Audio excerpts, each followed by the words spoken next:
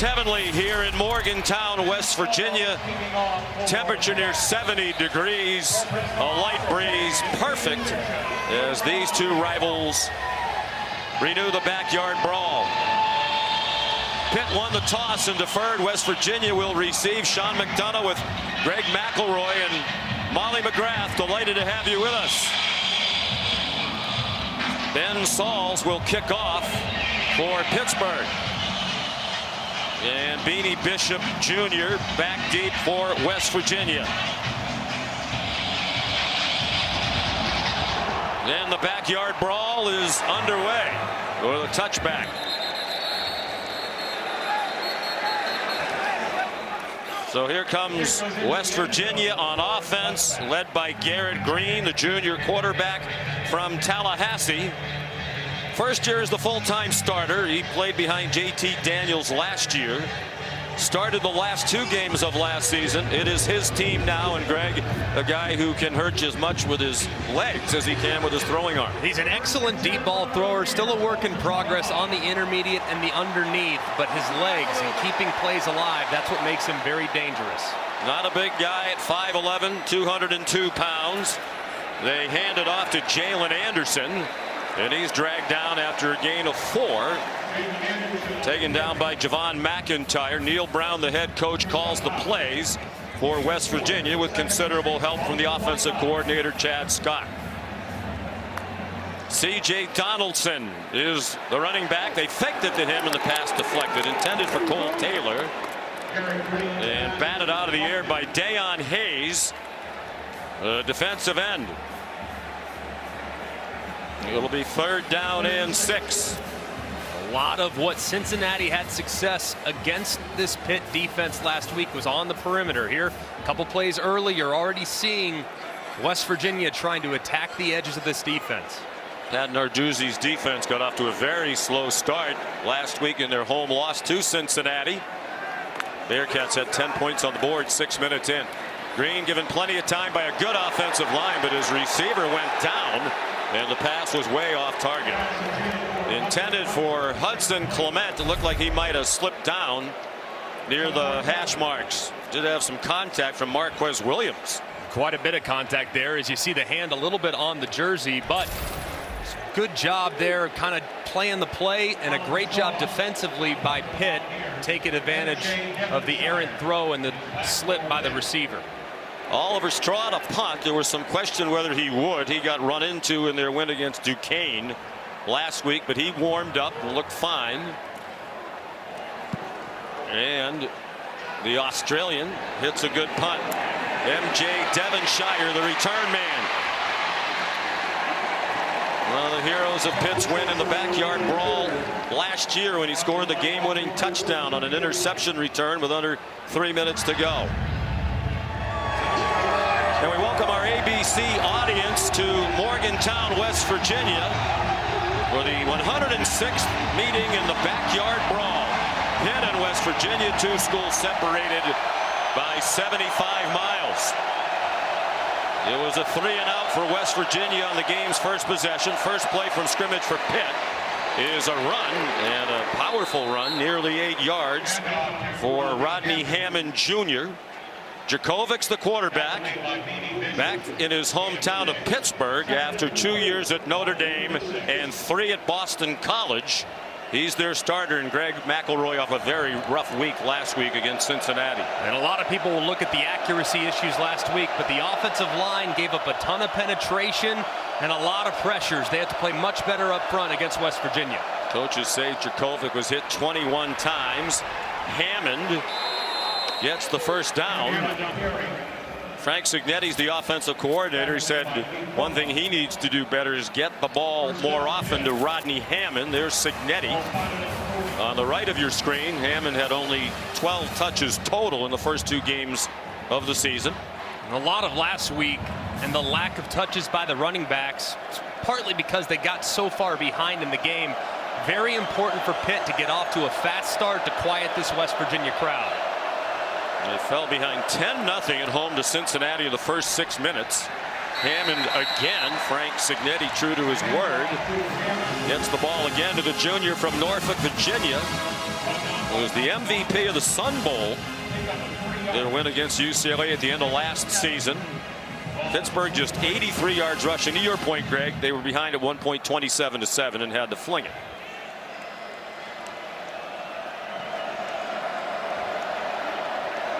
Second down and 7. Hammond remains the running back. They have 3 backs they feel they can feature. Djokovic, for a big man, can run. He has the first down, and he's across midfield. At 6'5", 235, he had a 23-yard touchdown run in their opener against Wofford. And if you look at the end of the line of scrimmage, Tyron Bradley running with that running back. As a result, Djokovic gets that pull read. He takes it around the edge, and a good job out in front by Bub Means, number 0, trying to secure the defensive back. But Bub Means, guy that they got to get going in the passing game as well on the perimeter. He's a transfer from Louisiana Tech. Came in highly touted.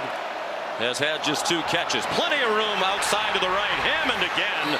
First down and much more inside the WVU 30-yard line. Tackled by Beanie Bishop. There's not enough defenders on the right side of the offensive line. As you can see, West Virginia in a traditional 3-3 stack, they only have 3 defenders of the right side of the center. Well, for Pitt, they have 3 blockers. Obviously, with the center, right guard, right tackle, that safety has to come up and fill, or else it's going to be a long night against this Pitt rushing attack. 16-yard gain, already 29 yards rushing for Hammond. Hammond again. Powerful run inside the 20 against the West Virginia defense that has struggled, to put it mildly. Last year, they gave up just under 33 points per game for Neil Brown. They were 116th in the nation in scoring defense. Here on a 2nd and 1, too. Need to be very careful if you're West Virginia. Pitt's been running the ball very efficiently early, but here in a 2nd and short situation is where I'd go with a hard play action and see if I can't slip the tight end Gavin Bartholomew out. This is where they like to target him on the field. Sebo Flemister now the running back, one of those 3 we mentioned. And he weaves his way for a first down and much more inside the 10. Good old-fashioned Pittsburgh football. They love to run it, and they're playing power football to start the backyard brawl. A nice job, too, by number 68, Blaise Zubovic. He's starting at left guard. He gets out around on the pull, and this offensive line without freshman B.J. Williams. He started last week, so they're starting Jason Collier at right guard and Zubovic at left guard. But in the instance in which they have an issue up front, Jake Cradle could slide out as well. Jason Collier, 5th-year senior, making his first start at guard. He's number 50. Here's Flemister on 1st and goal from the 7. Nothing doing that time. Fatorma Mulba in the middle of the defense. Hershey McLaurin up from his safety position. You see Asani Redwood, a redshirt freshman, seeing his first action of the season, coming back from an offseason knee injury. They think he's going to be terrific. Yeah, he's got a chance to be really special. This is a deep group, a very active group. Not overly large up front along the defensive line, but they can beat you with quick movements and try to shoot gaps up front. 8 plays, all of them runs. You think Pat Narduzzi's trying to send a message? Here's Hammond, banged down at the 3-yard line. Tackled by Lee Koba, their leading tackler, as he was a year ago. Outstanding linebacker.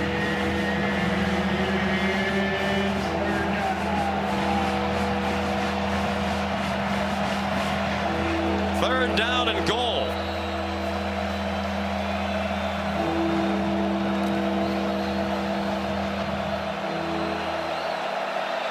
6.5-minute drive on their almost a 6.5-minute drive. 6 minutes now. Up the middle and stopped. Rodney Hammond for no gain. And Pat Narduzzi's going to send the field goal unit out on 4th and goal from the 3. And a great job here by the front, getting a lot of trash movement You just allow Koba to just shoot right up the middle. Very sure tackler, so strong, and makes a big stop on 3rd down. So here's Ben Sauls. 1 for 2 this year. Returning kicker, had an excellent year last year. 20 out of 24, including 5 for 5 in the Sun Bowl. Set the Sun Bowl and Pitt record. The kick is good from 21. It's 3-0 Panthers. Welcome back to Morgantown, West Virginia. An impressive opening drive for Pittsburgh. They went 67 yards and kicked a short field goal.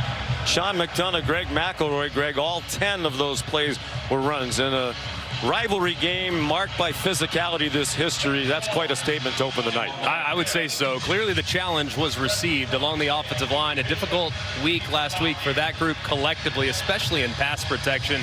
Pat Narduzzi said we kind of had to go back to the drawing board just a little bit. Got to make practice more uncomfortable. Got to make practice more difficult. So I think they emphasized more physical play in practice, and clearly the first drive was a bit of a statement. Ben Sauls kicks off. This one is returnable from the 6-yard line for Beanie Bishop, transfer from Minnesota.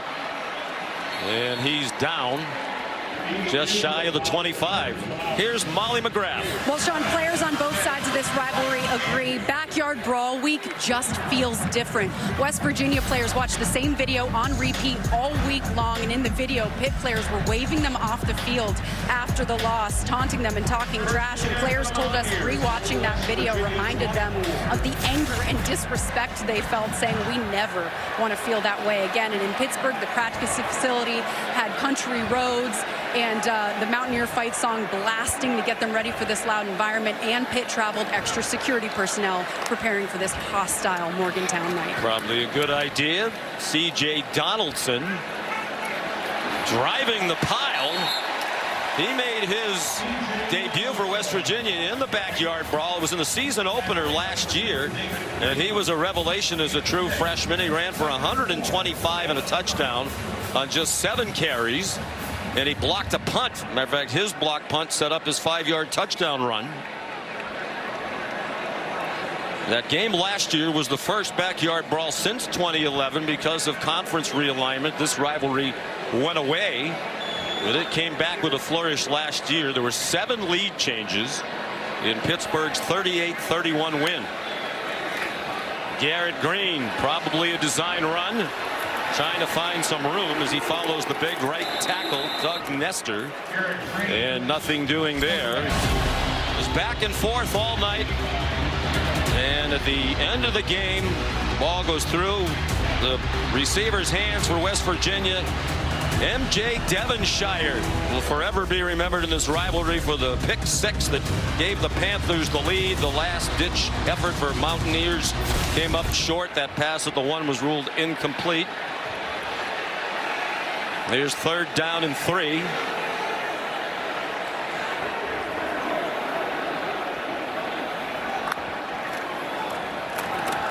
Donaldson powerfully ahead for the first down. He's 6'1", 238. And Green seemed to be limping prior to this play, and now he's slow to get up and favoring his right leg. Nico Marchiol is the backup, warming up in a hurry near their sideline. Let's take a look as he goes down and see that right leg just kind of caught underneath him, and you see the immediate reaction. Look at that right ankle as he's kind of rolled up. There's Nico Marchiol, redshirt freshman from Chandler, Arizona. Saw considerable action in their rout of Duquesne last week. Went 7 for 14 against the Dukes. Played in 4 career games, including both this season and a couple last year when he redshirted. Donaldson has some running room, and he's tripped up by Javon McIntyre. In the absence of Garrett Green, it's going to put even more of an emphasis on CJ Donaldson, who at 240 pounds, just such an effortless runner. He's got great speed, terrific back, and this offensive line anchored by Zach Frazier at center, one of the best in college football at his position. Neil Brown thinks he is the best center. His 37th career start. Marchiol, he carried 4 times for 22 last week. Shane Simon, the middle linebacker, made the tackle. Their defensive captain, second year at Pitt after 3 at Notre Dame. That was a good read there by Simon. The defender chased the running back, which led Marchiol to pull that ball, but Simon was right there. That was extremely well diagnosed and a good tackle in the open field. 3rd down and 7. They believe the offensive line is the strength of their team. They'll probably lean on the run game even more heavily without Garrett Green. Movement up front. There are flags down. Marchiol deep down the sideline. More flags as he threw it in the direction of the speedy Hudson Clement with Marquez Williams in coverage. And DeAndre Jules putting heat on Marchiol. Jeff Heiser is the referee. It's an ACC officiating crew, and now it looks like Green's limping to the locker room. Terrible news for West Virginia.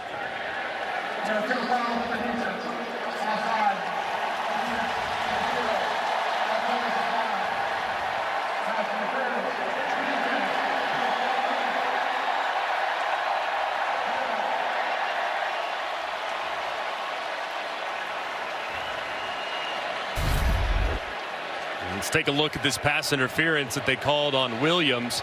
A lot of contact there on the outside. You see, I mean, that's a good call by the official. And this is a Pitt defensive back group that wants to be extremely physical. Their defensive coordinator, Randy Bates, actually traveled to the officiating meeting just to see what you can get away with. And right there, obviously taking a little too far. Shaheem White, the running back, now a true freshman. Marchiol's pass almost intercepted. Donovan McMillan went flying up, a transfer from Florida. And they play a lot of man-to-man coverage in their secondary. Randy Bates said, I just went to the officials meeting in the summer. I want consistency. I want to know what's going to be allowed in terms of contact on the perimeter. There's Randy. And what's not. And I don't think he really was satisfied with the answers that he got either. He said it's just very subjective. I mean, crew to crew and conference to conference, but they're going to take it all the way up to the line and maybe reel it back a little bit if they start getting flagged. E.J. Horton's in the game. He's a speedy wide receiver. They like to throw it deep to him. They throw it deep to him, and it's out of bounds. He was going to be their secret weapon tonight. He's a transfer from Marshall. He hasn't played in the first 2 games because he's been a little bit banged up. But Garrett Green told us he's the fastest person he's ever been around. The coaches say he has, on the GPS, been clocked at 23 miles per hour in practice. Consistently at 23 miles an hour, too. And against Pitt's defense, they're very aggressive with their safeties. They love to get those safeties up involved and run support, so having a speedster on the perimeter is a massive advantage when playing against a Pat Narduzzi coach defense. And they'll give you a chance to take some deep shots.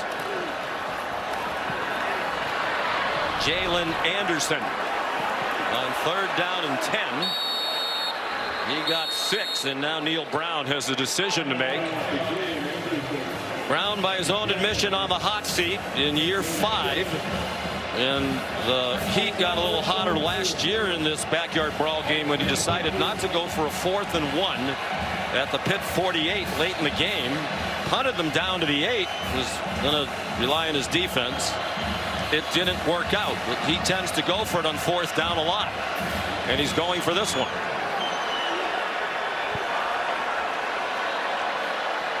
These are the kind of games that could get coaches off the hot seat, or at least the heat turned down with a win in the rivalry. And that pass intended for Cole Taylor, broken up by Shane Simon. And the Panthers take over on downs. Leading 3-0 is Pitt with 3:09 to go in the opening quarter of the backyard brawl.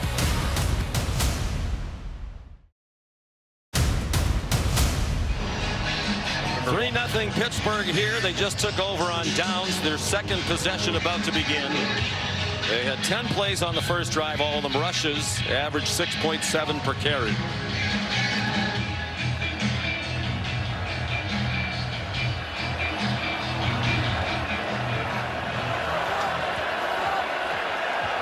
Phil Jerkovic, the quarterback, goes under center.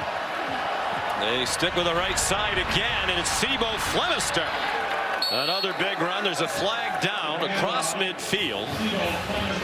Lee Koba, another tackle for the Mountaineers. First down, hit. Flag on the play. Holding. Offense. On the wide receiver, Bub Means.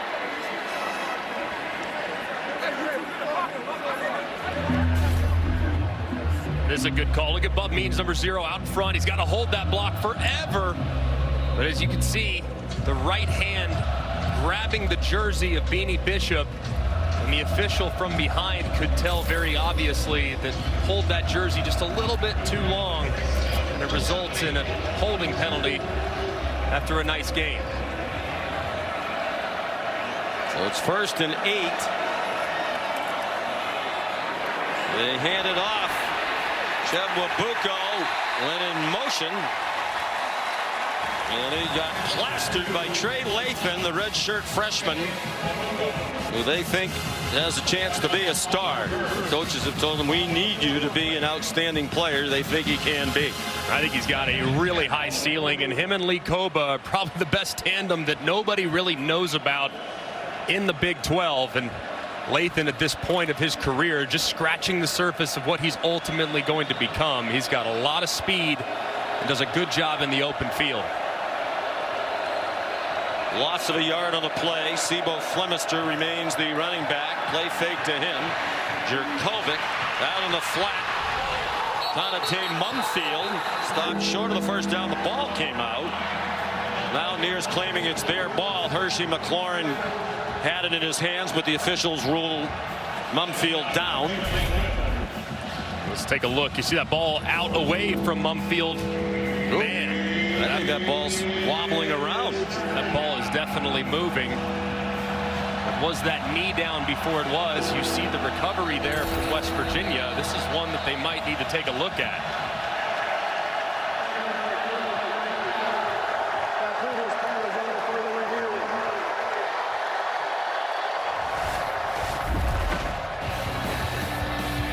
Remus Kazika is the replay official.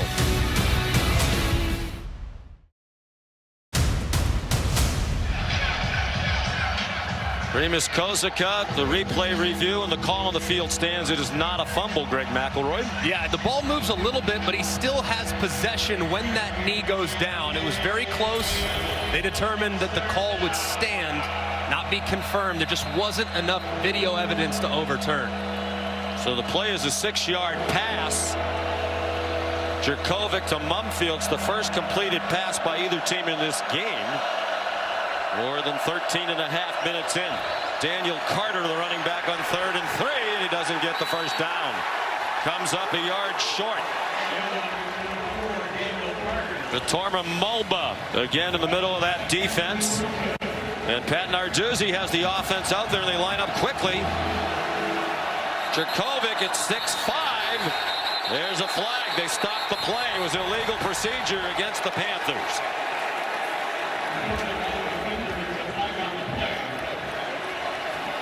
Before the snap, false start. Offense, number 4.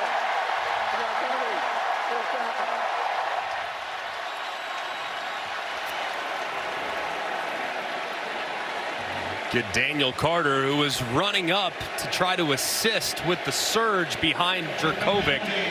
He's got a little bit of an early start and a big break there for West Virginia. Already 3 penalties against Pittsburgh. Here's Caleb Junko, the punter, grandson of a longtime legendary assistant coach at Pitt, staff member Bob Junko. And a good kick. If he gets the bounce, he did not. Little too much on it. 56-yard punt by Junko. 1st and 10, West Virginia. With the backup quarterback still out there. Nico Marchiol after Garrett Green, the starter. Looked like he suffered an ankle injury. He's gone to the dressing room. CJ Donaldson, the ball carrier. and he got 4. You see Markiol, a guy that was really highly recruited. I mean, really throws the ball, excellent, talented runner, was an All-American, Army All-American, and a guy that was recruited by a bunch of folks. So this is a guy that, even though he's not the starter, he's very capable there under center for the Mountaineers. Gorgeous mid-September night here in Morgantown, West Virginia. 63 degrees. Not a cloud in the sky for the sellout crowd of 60,000. West Virginia on offense, just 29 yards of offense in that first quarter. All of it on the ground. They're 0 for 5 passing. Nifty run by CJ Donaldson for a first down. A moment ago, Molly with Pat Narduzzi. Coach, your first 10-plus plays were all runs. What kind of identity do you want your offense to embody tonight? We didn't get a chance to run it last week. This week we got a chance to run it. So, we got to get it down. When we're inside the 3, we got to put it in. We didn't get it in. So, 3 points. And then, and again, we got a quarterback sneak, maybe going for a touchdown on 4th and 1. We got to look at the procedure. So, we got to clean that up. All right, thank you, Coach. Thanks. Well, veteran offensive line that did not play well last week in the loss to Cincinnati. Narduzzi wanted them to help set the tone right out of the gate, and they did. Nico Markiol, the backup quarterback. Donaldson for 5 more. Molly? West Virginia quarterback Garrett Green received x-rays in the training room, Sean, and I'm told they saw nothing damaging enough to rule him out. So they're, quote, trying to get him taped up and functional, end quote. Mountaineer staff tells me he is very tough, and they're hopeful that he can return. That's obviously big news, but knowing how his legs really feed the wolf of this Mountaineer offense, you have to wonder if that right leg is going to limit his mobility. Are they better off just leaning with Markiol, who has him moving right now and looking pretty comfortable early? They follow the tight end. Taylor lead blocker, and Donaldson into Pittsburgh territory. Solomon DeShields made the tackle. And you're going to see movement along the left side, but I love so much how they get Cole Taylor, the big 6'7" transfer from LSU. He gets out in front. It's almost like a lead with that tight end coming from the backside. It's very difficult to account for defensively, and West Virginia clearly has found something on the ground. Leaning on that terrific and veteran offensive line, a combined 136 career starts. Jalen Anderson gives Donaldson a breather. I think one of the things the fans here really appreciate too, the 3 best players on that line, the 2 tackles and the center Frazier, are all homegrown West Virginians. They have years when they might not have 3 starters from this state on the entire team. It's a very small state of 1.8 million people. David Green is injured. Backup defensive tackle for Pitt, one of their captains. 3-0 Pitt. West Virginia on the move when we come back. That's Garrett Green in a room, it's a weight room just below the stands in the end zone to our right, getting some treatment. They do have some exercise bikes in there if they want to have him jump on that and get it loose if they decide he's ready for that. Jalen Anderson to the Pittsburgh 40. Here's Molly McGrath. Well, Sean, I was just observing Garrett Green in their weight room stretching with athletic training staff, and at one point he broke down sobbing and crying in frustration, and they were trying to comfort him, patting his back. So he's very frustrated right now. I'll keep you updated as I observe and learn more, but they have taken his helmet away and they're walking back to the back of the training room. Well, it's a rivalry game. He's waited a while to be the starters. We said last year behind JT Daniels, and limping like that, it's unlikely he's going to be able to return. So, Greg, you can understand the tears. Just sick for him. I mean, this is the game you circle all off season, a revenge game, so to speak. And it's cut short after just a couple plays. You just hate that for that young man. Hate that for his teammates as well. Oliver Straw to punt. Down in distance field position. If you had a fake, you might try it. He thought for a moment about something and then kicked it away. And they're going to down it inside the 2. Well done by West Virginia. Malachi Ruffin down there to down it, and they'll spot it at the 1-yard line. Look for a moment like he might do something other than punt.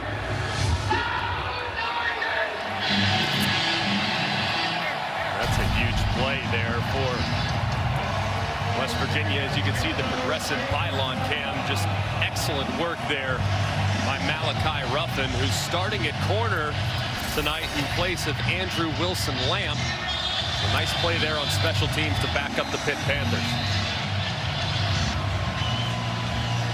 It is loud. These fans don't need the help. This is also a ridiculously loud public address system.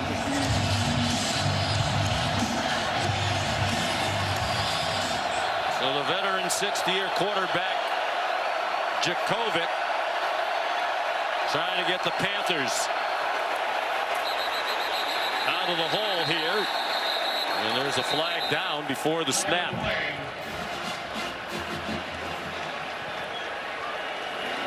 Before the snap, false start. Offense. First down.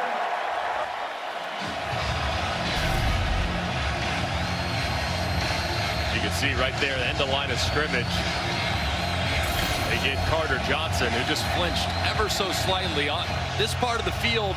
Usually the offense is going to try to go on two, because if you can draw them offsides, you get a 3-5 yards, but if you jump offsides, you lose half. So it's worth the risk offensively.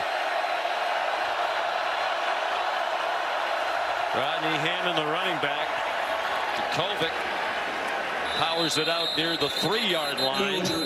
We talked to Pat Narduzzi about Jakovic, who's a newcomer to the program. One of the first things he talked about was his poise. That'll be tested in this situation. Played a lot of football. Started the last 3 years at Boston College. He was not good last week. The fans at Pittsburgh started booing. And after the game, Jakovic said, if you're a grown man booing in that stadium, you have to look at yourself. It's pathetic. That brought more heat toward Jakovic on social media. Back in Western Pennsylvania, he's a record-setting quarterback in the Pittsburgh area in high school. Hammond stacked up, a gain of a half yard, and that's it. Lance Dixon up from the secondary.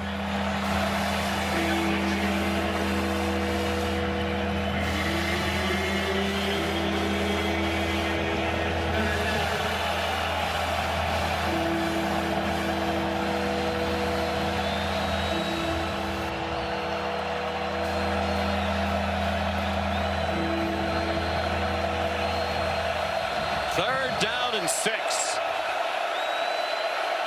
And more deafening noise from the Mountaineer faithful. Daniel Carter, the running back. He takes the handoff inside and gets smothered by Sean Martin. Their best defensive lineman. They think he has NFL potential. The junior from Bluefield, West Virginia, on the Virginia border. And just a great job dragging down Carter in the backfield. Sean Martin, so disruptive, big body. And right there, he makes a huge play to force 4th down. Caleb Junko from deep in his own end zone. Preston Fox, the return man, makes a fair catch at the West Virginia 45. Good punt. 49 yards and no return.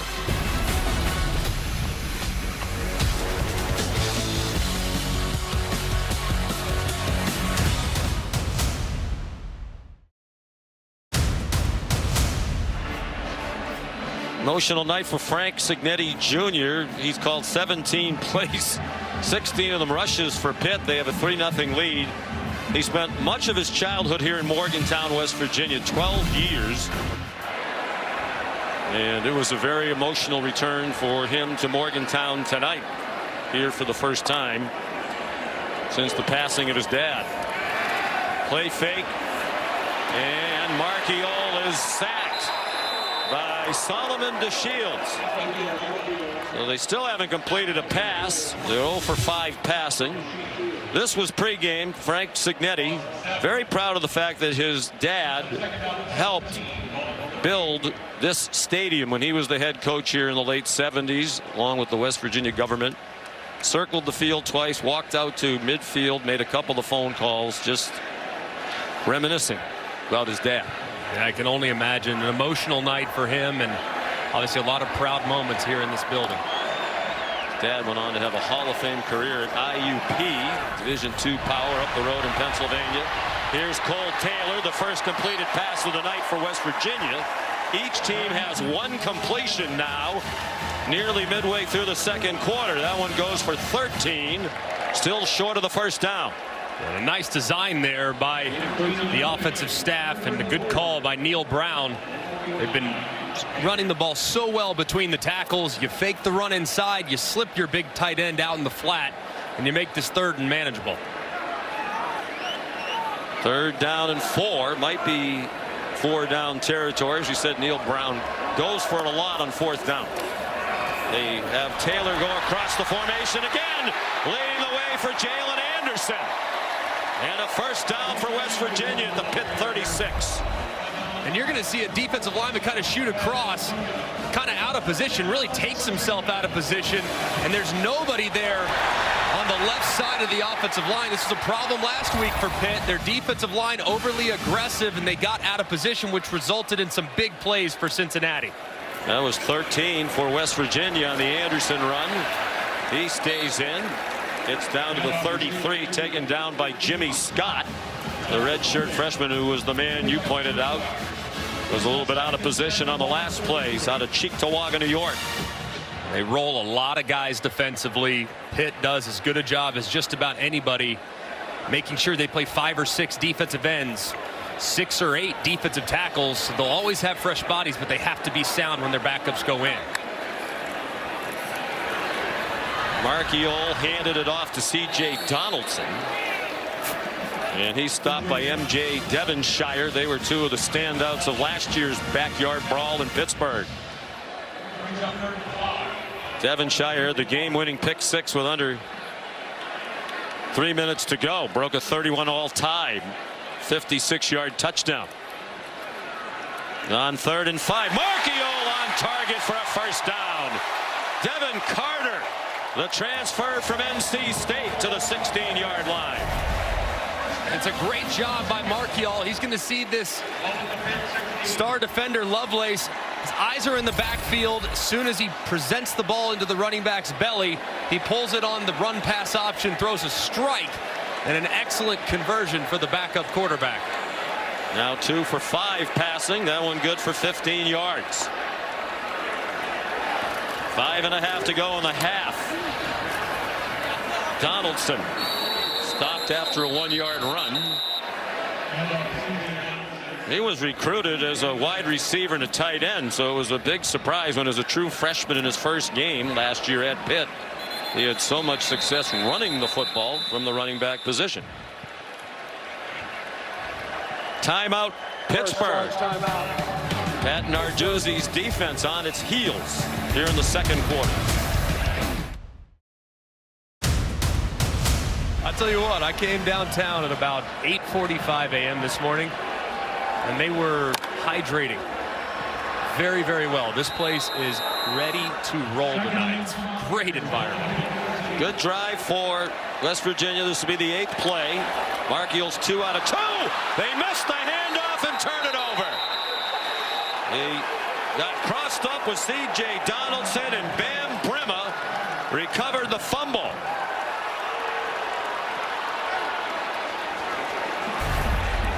Snaps just a little bit to the right of Marchiol. He never really was able to secure it. And as the back, Donaldson's going across, just never really has possession of the ball. And what was a really well-executed drive ends as a result of a mistake. As you take a look at the defensive coordinator, Randy Bates, bailed out by a terrific job. Rima jumping on the ball. They handed it to him. Good timeout by Pat Narduzzi. Tried to stop the momentum of West Virginia, and they did. Jerkovic, low throw, and it's incomplete, intended for the fine tight end, Gavin Bartholomew. So much of the conversation centering around West Virginia. last couple weeks have been the issues in the secondary, and so far they said that they would address it. Jordan Leslie's come under a lot of fire, the defensive coordinator. They clearly have altered their structure. They're much more aggressive. They're closer to the line of scrimmage, and as a result, the Pitt passing attack, even though they haven't tried it, there really hasn't been anything there for them to begin with. I'm a little surprised they haven't thrown it more, given it's been a few years now that West Virginia has struggled in pass defense. Jurkovec throws it up for grabs, and it's intercepted by that secondary. Aubrey Burks all the way back to the 6-yard line.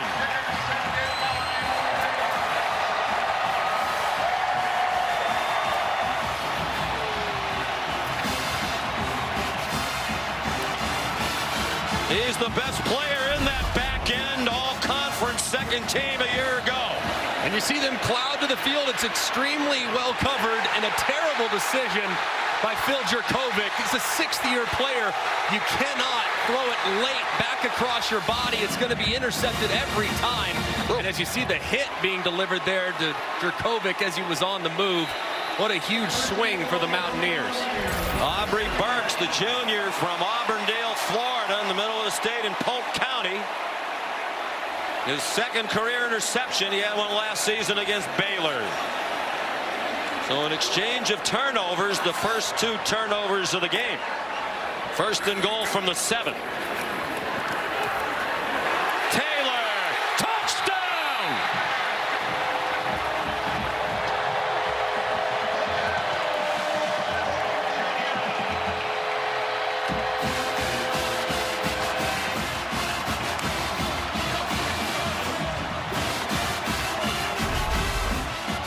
Cole Taylor, they've been doing this all night long, but he has been blocking. Instead here, he releases out into the flats. And how about the job out in front, too, by Cortez Bram, locking up that corner and securing the edge as Taylor finds Pater.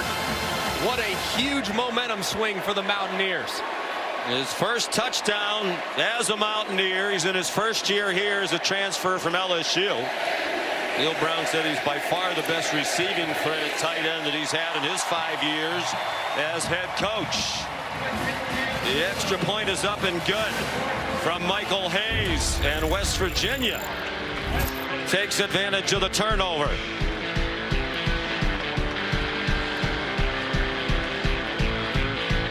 Aubrey Burks, the interception. Cole Taylor, the touchdown. 7-3 as we near halftime. Do you have any eligibility left? No, that expired a long time ago. And I assure you, even as bad as it was, I would be worse. On first down for Pitt, Daniel Carter spun down after a 2-yard gain by Lee Koba. Garrett Green back on the sideline, the starting quarterback who left early. He has a boot on his right leg. During the TV timeout, he was talking at length to Nico Marchiol, who was his backup. Marchiol has completed his last 3. You mentioned Marchiol, a highly recruited quarterback out of Hamilton High in Arizona, the alma mater of Terrell Suggs. Carter again up the middle, very near a first down.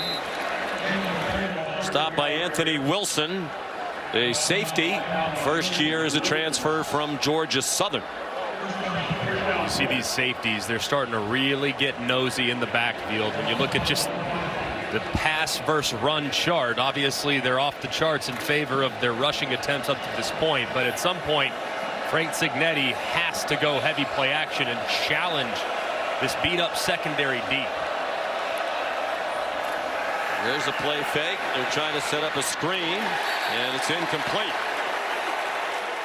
I agree with you. I mean, when we talked to Frank Cignetti yesterday, we said, it's pretty much well known the weakness of West Virginia is the secondary. Last couple of years, among the worst in the country in pass defense, and yet they've only thrown 4 passes and really nothing down the field. Yeah, and last week, I mean, they completed 4 passes in the first half of that game. I mean, Phil Jurkovec's going to have to finish with a bang to eclipse that mark, as you can see the regression, the slow regression from #1 in the country in 2020 to now down in the 100s. Not been good in the back end.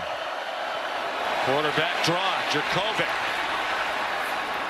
Phil Jurkovec near another first down. They're going to mark him about a half yard short of the 45-yard line. Usually here on this 3rd and short, it's a pretty simple plan. Jurkovec on a quarterback sneak, 6'5", 240 pounds.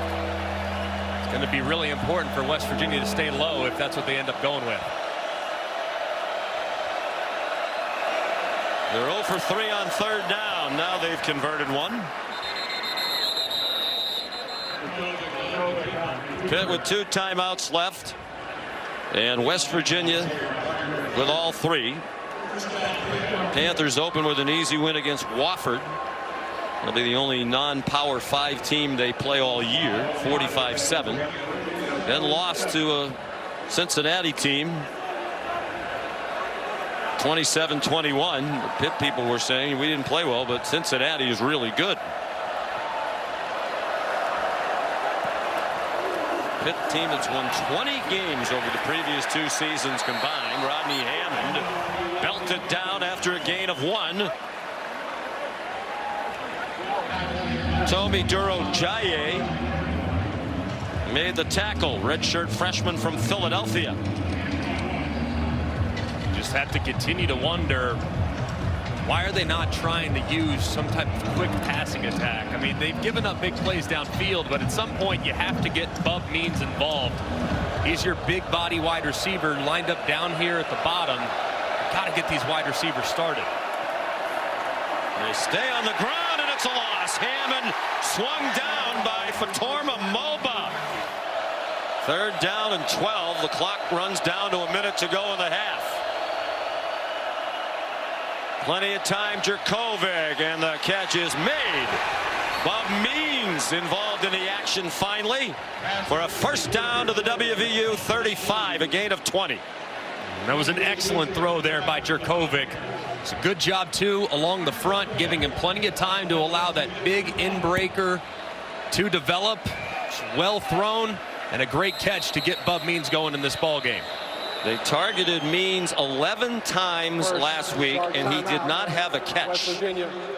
Since they started tracking targets in 2018, that's the most without a reception in FBS football. But he's just so important. When you have a big, dynamic weapon that's playing your X receiver, that can really help out not just your passing attack, but your rushing attack, too. He's a guy that I think they thought would at times draw a safety help over the top, which would obviously soften up coverage and allow you to run against more favorable looks. So he's got to come on. He was a good backup last year, had 27 catches, particularly good in the Sun Bowl. They're looking for more for him now in a lead role. Jurkovec given time. They brought pressure. Didn't get there. Day-Day Reynolds, the intended receiver. And there is a flag down at the 20-yard line along the near side. Malachi Ruffin, the coverage for West Virginia.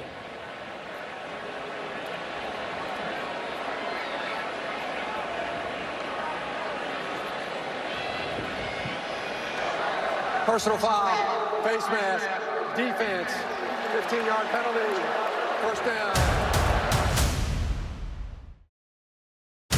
We'll see him as he's working against Mumpfield, the slot receiver. They're grabbing that face mask as Mumpfield's about to cross face.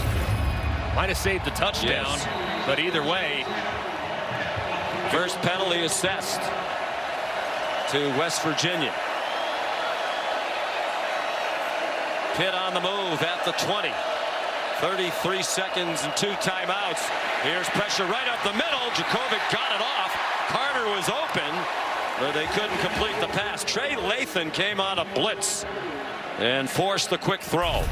And this is a bust. They don't have anybody out in the flat for Daniel Carter. And my goodness, if you can just somehow find a way to complete that to the running back, I mean, he could moonwalk his way into the end zone, but the pressure forced Jurkovec to retreat and obviously made the throw off target. Well-timed pressure by Jordan Leslie, the defensive coordinator.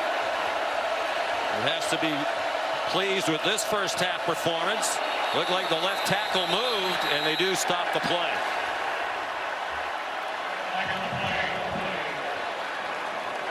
Prior to the snap, false start. Offense, number 76. 5-yard penalty. Second down. Matt Gonzalez, the fifth-year senior, getting his 24th career start. He's one of their offensive captains out of Manorville, New York, on the eastern end of Long Island. 2nd and 15. They are in field goal range for Sauls, who has a good leg.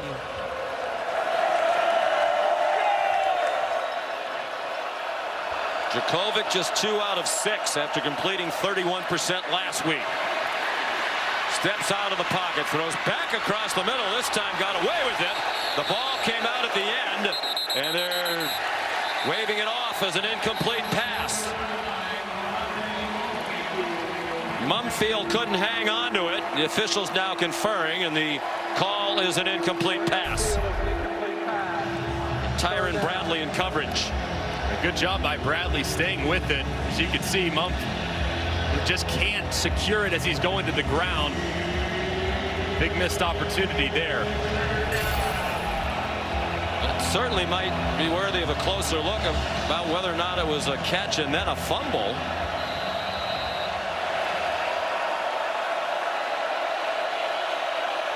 Here's 3rd down and 15. They're letting the play continue. Quick pop out wide to Reynolds. And he gets taken out of bounds. Pass is complete to number 3. So it's 4th down, and the field goal team will come out. Let's go back to the previous play. Matt Austin, what do you think here? I think this is definitely an incomplete pass. I don't think he ever really had control. He didn't have control of his body, so if he goes to the ground, he's got to complete the catch. He didn't do it, so I think it's definitely an incomplete pass. All right.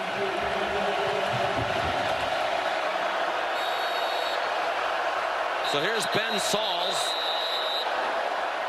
And Neil Brown runs out to call a timeout. Second charge timeout.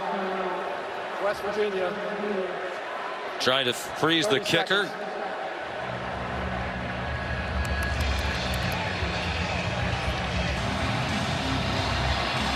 So it'll be a 36-yard try for Sauls.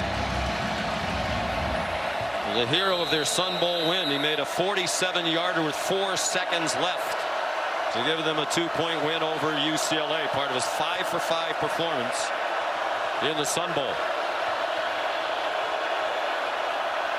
Cam guesses the holder, and it is good.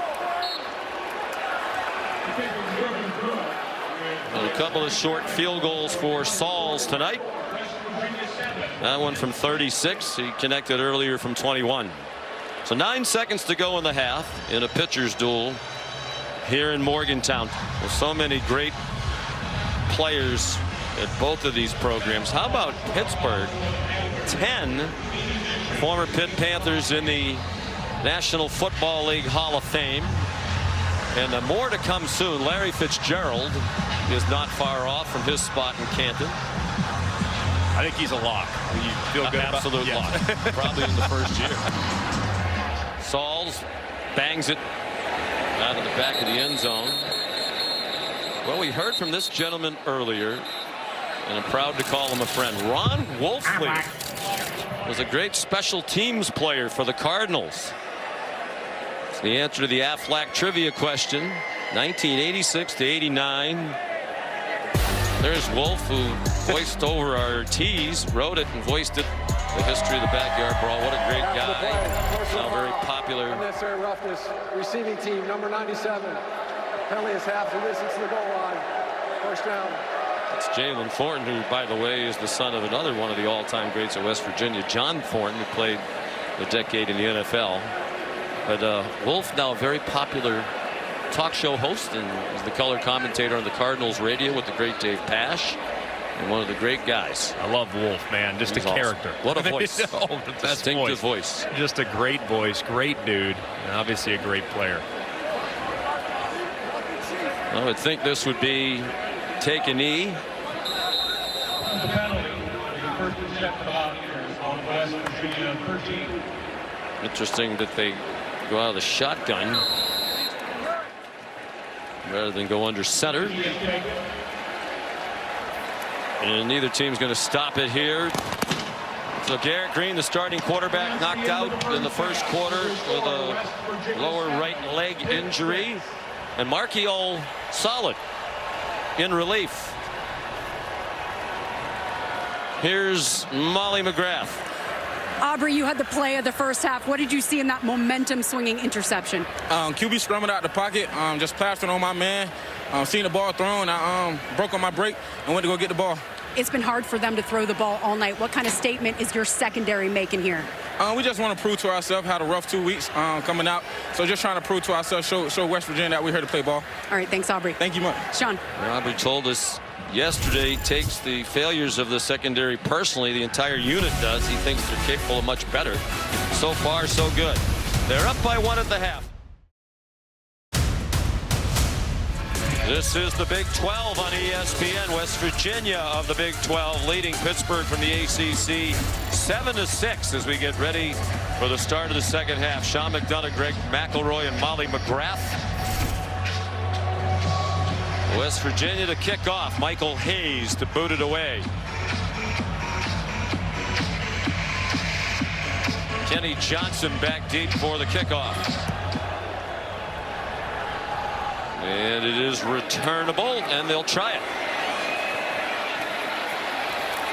And Johnson upended at the 20-yard line.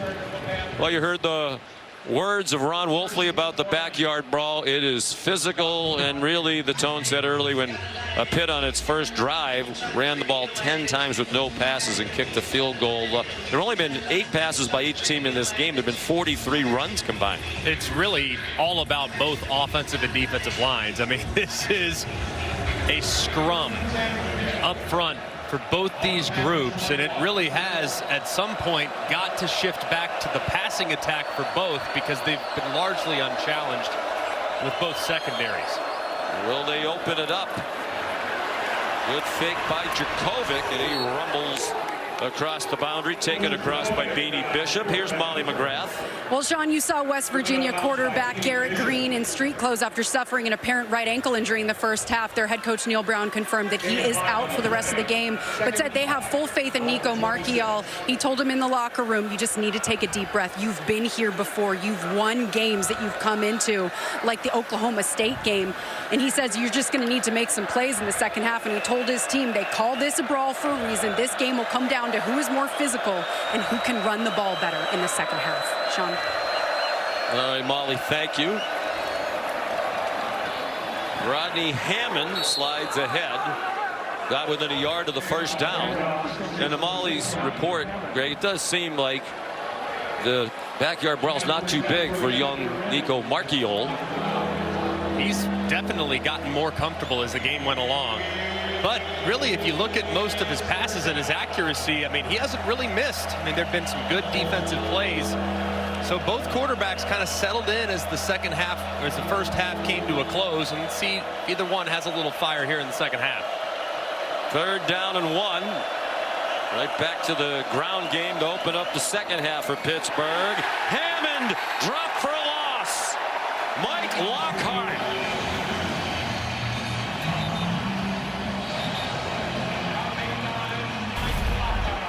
Just a great job by Lockhart. You're going to see him squeeze right around the right guard. That's Collier, who just misses him, and he makes a big play on 3rd and short in the backfield. Collier is the new starter. First career start as a 5th-year senior. B.J. Williams, true freshman, was going to start at guard, but he got dinged up during the week. We believe it was a concussion. Here's the punt by Junko. Returnable. Preston Fox got stood up and driven back at the 39-yard line.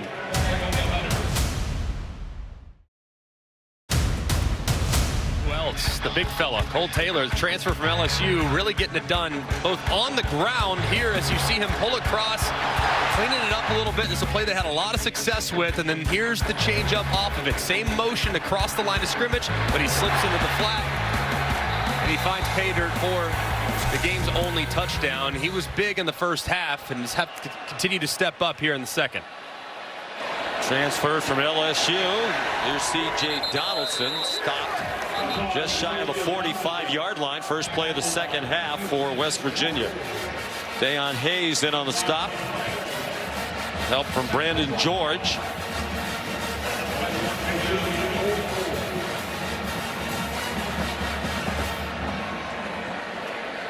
Nico Marchiol, the quarterback, 3 for 6 in the first half. Completed his last 3, including that touchdown pass to Cole Taylor.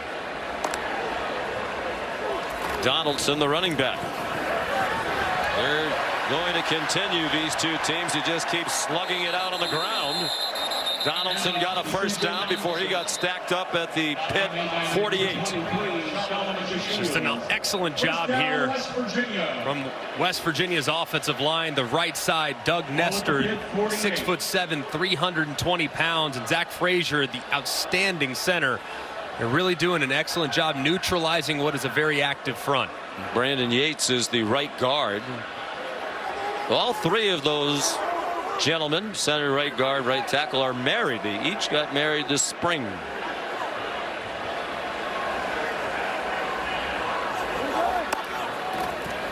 Traylon Davis went in motion. Donaldson chopped down by Donovan McMillan, or that might have gone a long way. It went to the 40. It'll be 3rd down and 2. And just great action here, similar to what they worked with earlier in the ball game. This is just counteraction, though, where they bring 2 tight ends across. You got Cole Taylor, number 87, and Traylon Davis, number 81, really washing it out and setting up a 2nd and short. Yes, I said 3rd and 2. It's 2nd and 2. Another good night for Donaldson, averaging more than 6 yards per carry.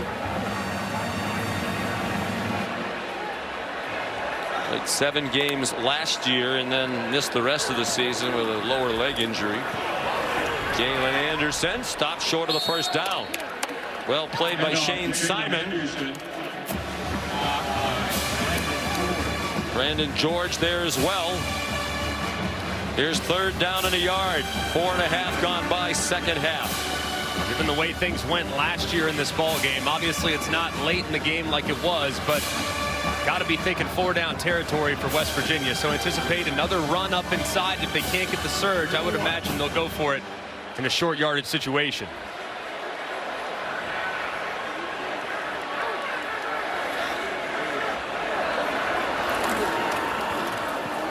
Anderson running laterally, and they chop him down short of the first down. Bam Brema, Marquez Williams there for Pitt. And they are going to go for it on 4th down.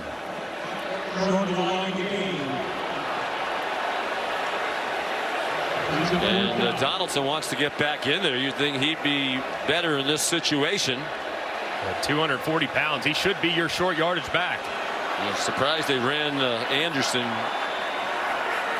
sideways. Marchiol, the keeper. And it looks like he has it. He's 6'1", 224. He has the first down. And here comes Donaldson back in. Kind of recruited by accident. He was at Gulliver Prep in Florida.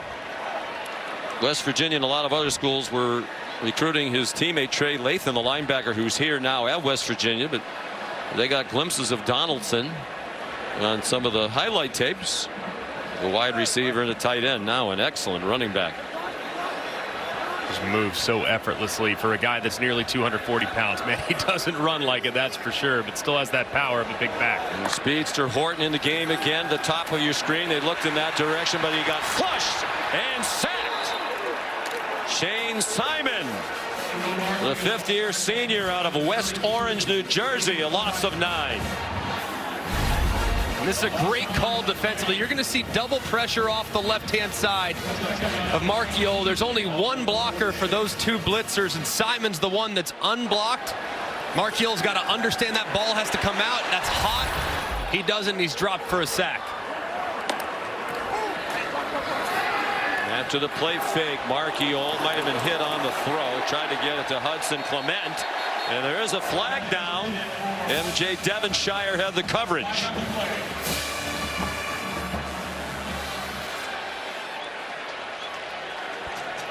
And Devin Danielson, defensive tackle. Defense, number 12, 10-yard penalty. Automatic first down. Is still on the field. Devonshire, last year's hero with the game-winning pick 6, called for the penalty. 8:09 to go, third quarter. West Virginia 7-6. Gorgeous night here in Morgantown. 59 degrees, clear skies. Pat Narduzzi not happy about this holding call. Yeah, and as you see, Devonshire's working against Hudson Clement, last week's star. You can't really tell whether or not he's got a grab of his jersey, but clearly Pat Narduzzi very upset with the official, especially after having West Virginia in second and long after the first down sack to give up a free first down on a play that didn't look too aggressive. It's got to be very frustrating for the Pitt head coach. Now in his 9th year, second all-time in wins at Pittsburgh at 63. Behind only the legendary Jock Sutherland, coached back in the 20s and 30s. 111 wins for him. Donaldson slithers down to the 30-yard line. Solomon DeShields another tackle for the Panthers. West Virginia just continues to have success right into the heart of this Pitt defense. This was a group that really ran the ball well against Pitt last year in the game, but man, it's not often when you see Pitt just getting gashed in the run game consistently 4, 5, 6 yards at a time. Very uncharacteristic, but this is a young group with a lot of new faces that are still clearly trying to find themselves. Neither team has thrown a pass in the third quarter, which is halfway through. Donaldson running left. First down. They think Frazier's their best lineman in the center, but Wyatt Milam, in the words of Neil Brown, is elite. The left tackle at 6'6", 312 pounds. Just an excellent job there engaging with Ayon Hayes. That's good on good there, the defensive end and the tackle. Marchiol took it back, fired a bullet to Hudson Clement. And a first down on the quick slant for a 10-yard gain. Clement, a revelation last week, as Neil Brown said. Nobody in the country had a better week than Clement. Last week against Duquesne, 5 catches, 177 yards, and 3 touchdowns. And after the game in the locker room, Coach Brown announced that Clement, who was a walk-on, is now on scholarship. He got mobbed by his teammates. WVU on the move. Donaldson inside the 5, touchdown saving tackle. Devonshire and McMillan. And a similar play that they ran with success a little earlier, just a little counter action. You get the 2 tight ends, Davis and Taylor, out in front.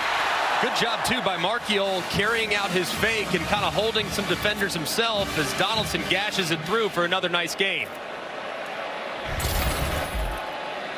And there's an injured Panther. It's Tyler Bentley, backup defensive tackle. First and goal for the Mountaineers when we come back.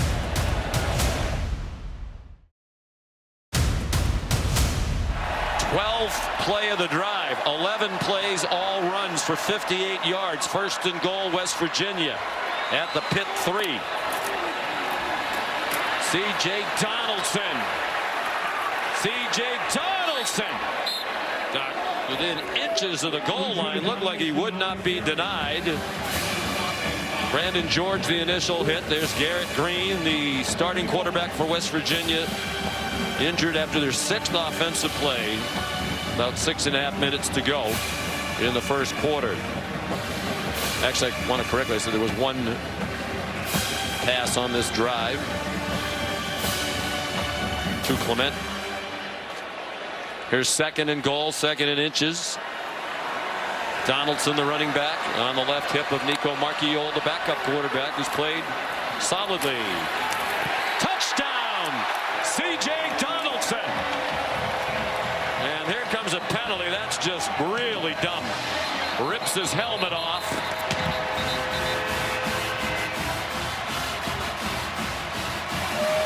It's a 1-yard touchdown run, diminished by the really ill-advised penalty after the touchdown.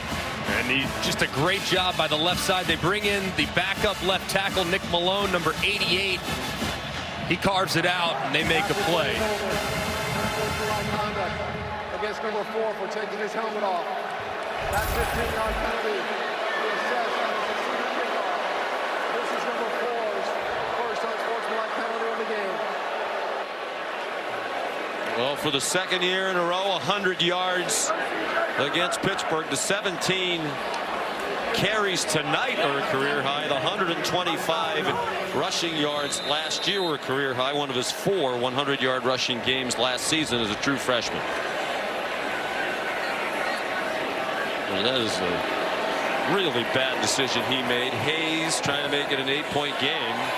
So now you have a Pitt team, Greg, that is struggling to move the football, and they're going to get a big boost in field position because of the penalty in what is a 1-score game. Yeah, and it's an emotional moment. Naturally, you score in a rivalry game, something you think about, dream about your whole life. You have to keep your composure, man. I mean, a 15-yard penalty now assessed on the kickoff.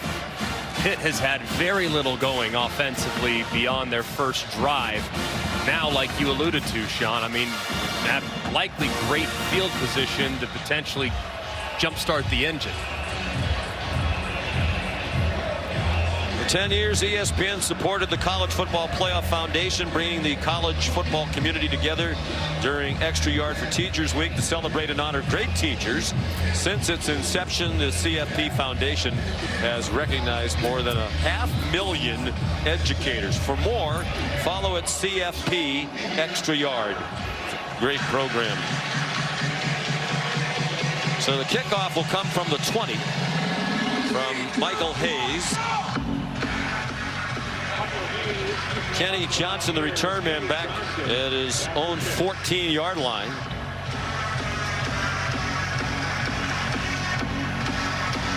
No breeze at all in the stadium right now.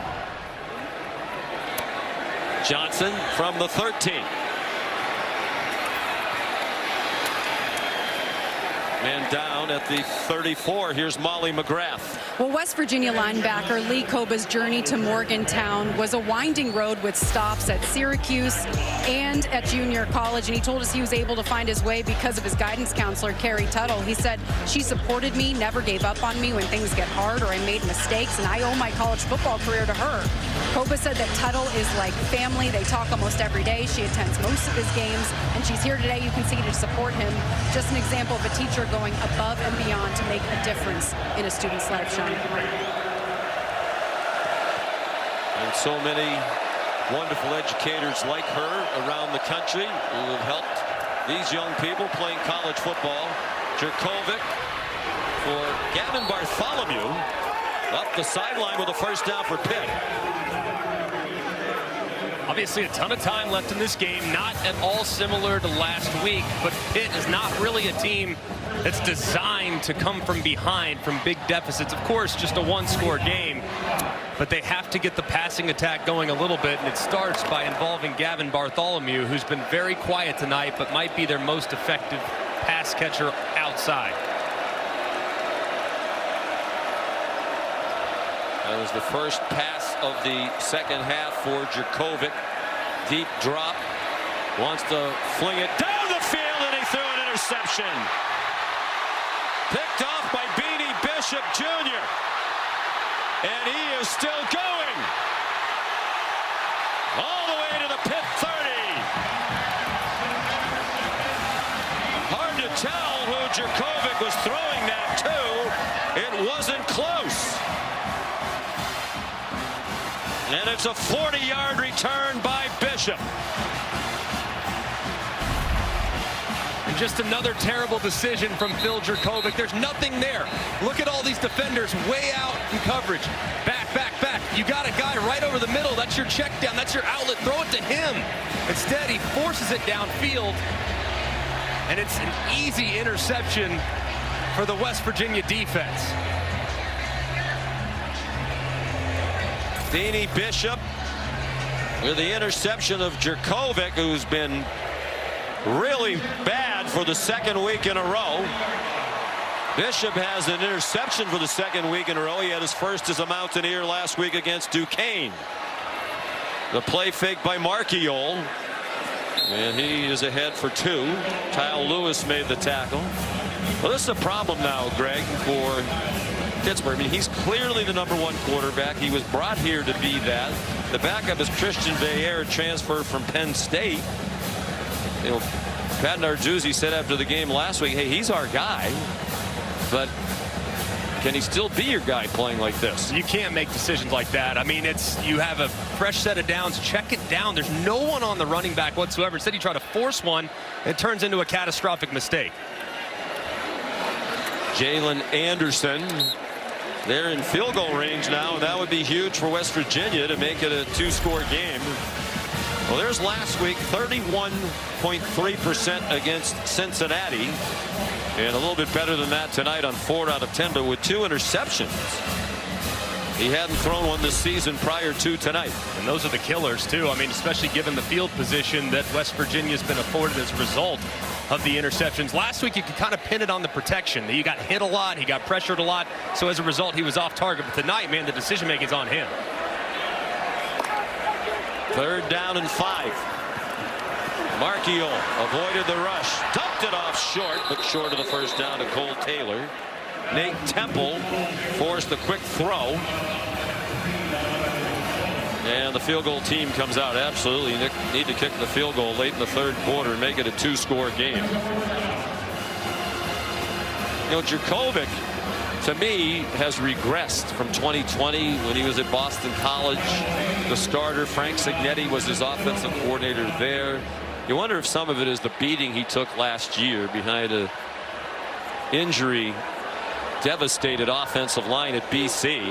He was pressured more than any quarterback in the country. Here's a big field goal attempt, 42 yards and just inside the right upright for Michael Hayes. His first career field goal attempt as a West Virginia Mountaineer, and it is good. Transferred in from Georgia State, where he was their kicker last year, also punted at Georgia State.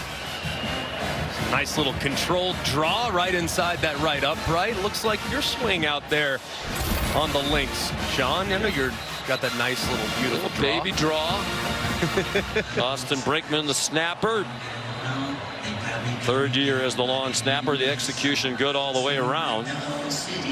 You saw Neil Brown pumping his fist in his 5th year. They're just 23 and 26. He knows it's an important year. Every article you read about coaches on the hot seat coming in this year, his name's on it. He said, we have to win. He said, I'm not going to worry about it. I'm going to coach my team, try to get them to play as well as they can. And if the worst thing that happened is I get fired, I'll deal with it. But yeah, he stepped into a very tough situation here. The cupboard was very bare, and he's had to build it back up. I think most people believe they're getting better. The question will be, will there be enough improvement? They're picked to finish at the bottom of the Big 12 this year. They think they're better than that. Hayes' kickoff down to Johnson. Kenny Johnson, nice return to the 32. All right, thank you very much. 1st and 10, Pittsburgh. Up the middle, Sibo Flemister. Tomiwa Georgiaye made the tackle. Well, we talk about the cupboard being bare. Neil Brown's in his 5th year. In the previous 4 years, obviously, with players that he inherited from Dana Holgerson, they've had a total of 4 players drafted, and one of those transferred in while Neil Brown was here. By contrast, the previous 4, they had 13 players drafted, 9 in the first 4 rounds. Here's Flemister again. 2 of those 13 were first-round picks. They didn't have anybody drafted in 2022 for the first time since 2007. The 10 drafts before Neil Brown got here, they averaged 3 players drafted per year. So he's had to build it up. He came here with a terrific track record, 35-16 at Troy, more than 10 wins or more the last 3 years there. Jurkovec, the ball carrier for a first down. But he knows the reality, Greg, as he said, you still have to win. You know, people don't care what you walked into.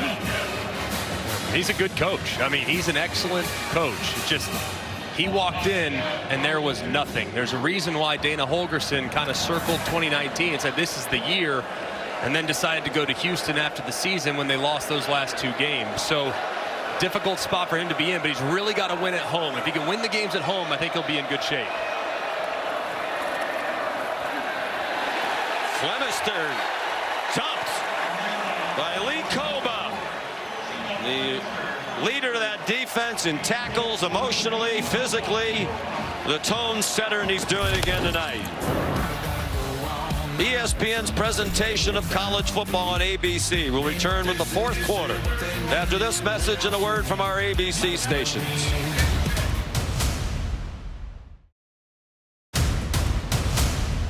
Coach, what kind of toughness do you need to see on both sides of the ball to put this game away?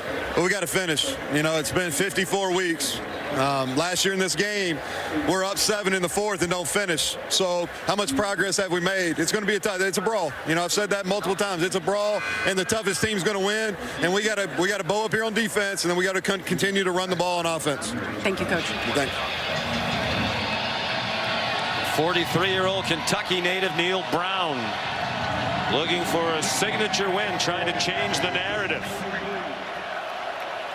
He said he feels very well supported by Mountaineer Nation. It's what he believes to be a small vocal minority. Jurkovec taken down. Could not get away. And it'll be 3rd down and long. Jared Bartlett there and Mike Lockhart.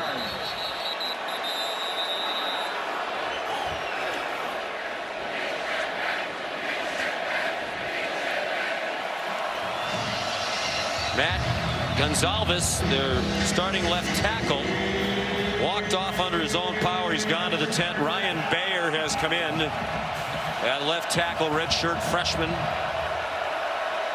They have some injuries they're dealing with up front. Here's 3rd down and 11. Opening minute of the 4th quarter. Pittsburgh down by 6. And a false start before the snap.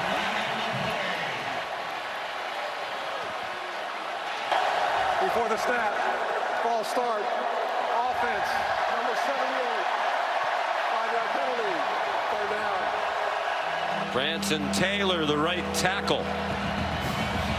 Here's Molly. I'm told that left tackle Matt Gonzalez is out for the rest of this game with a foot injury, Sean. All right, that's another big blow.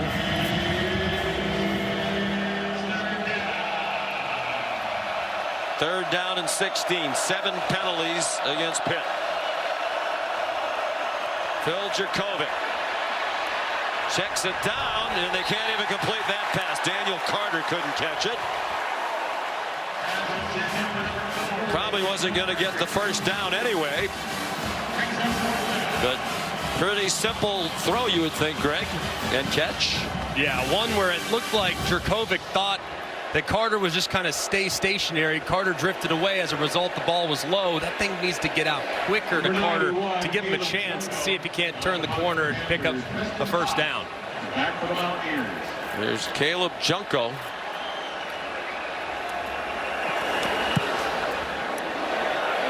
Wobbly line drive. Landed near the 20. Took a good bounce. Dangerous fielding of the ball by Preston Fox. And as Molly reported, Gonzalez down for the rest of the night and walking toward the locker room. So 13 minutes to go. West Virginia the ball and an 11-point lead with Nico Marchiol, the backup quarterback. First charge timeout. West Virginia. Neil Brown really upset. I don't think they have the right people on the field, so they have to use the timeout. Sean McDonough, Greg McElroy, Neil Brown needing a big win. His team's played pretty well tonight. I'm still shocked that Pittsburgh hasn't taken more shots down the field against the pass defense. Been one of the worst in the country the last couple of years, but it seems like every time they try, Phil Jurkovec makes a bad decision. Yeah, I mean 10 points right now. I mean the deficit is 11. 10 of them are coming off of really poor decisions from Phil Jurkovec. You have to wonder, I mean, did they trust him? I mean, at some point you got to throw caution to the wind, and you got to challenge a group that really has struggled. I mean, putting it lightly, they've been really bad these first couple weeks of the season, giving up big plays, giving up run after catch, being soft in coverage. Been better tonight, but still, it's a group that still has question marks across the board at both safety and corner, and yet they haven't really tried anything through the air. There's the secondary that's had to defend only 11 pass attempts by Jurkovec tonight. Out of the pistol with Donaldson, the running back.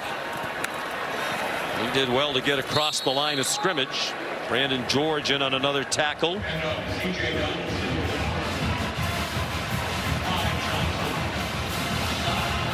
George, a fifth-year senior from Reading, Pennsylvania. And now it's Donaldson hobbled. Wonder if it's a cramp.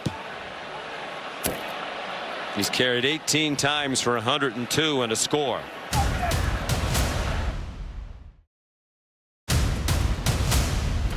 What a night so far for CJ Donaldson. Working zone to the outside, trying to stretch this defense horizontally, cuts it back up inside, and you see just how powerful he is. Never goes down on the initial contact, and they work some of the counter here. Love the way that they block it out up front. Excellent job by the tight ends. A good job, too, by Markiel carrying out his fake as Donaldson gashes up inside and pays it off a couple minutes later for the touchdown. Shaken up a moment ago, entered the tent, did walk off under his own power, so it's going to be important for him to get back to try to put this game on ice.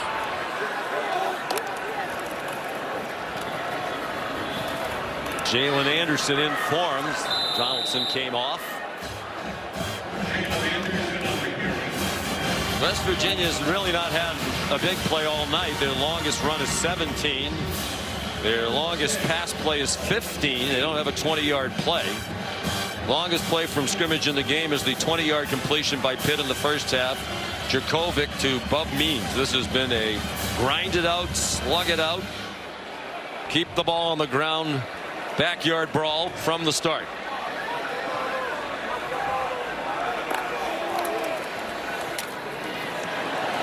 Markiel, first down. Out to the 24. They're going to read the end man of the line of scrimmage. He's kind of in no man's land, but ultimately Markiel gets him to commit inside, and then he goes, boom, and he knows exactly how far to get it. Doesn't try to shake and bake, head first, and picks up a key first down for the Mountaineers. From a football family, his dad Ken played in the NFL. He had a brother who played at Texas A&M and was in the Arizona football program. The pistol. Traylon Davis, the motion man, and Jalen Anderson. The ball carrier taken down by Donovan McMillan. Big 12 now is only on ESPN Plus. Here are the matchups for next week. Texas Tech is here against West Virginia. Sam Houston versus Houston. If you're a Big 12 fan, sign up today at ESPNplus.com/Big12 Now. 3 straight home games for West Virginia.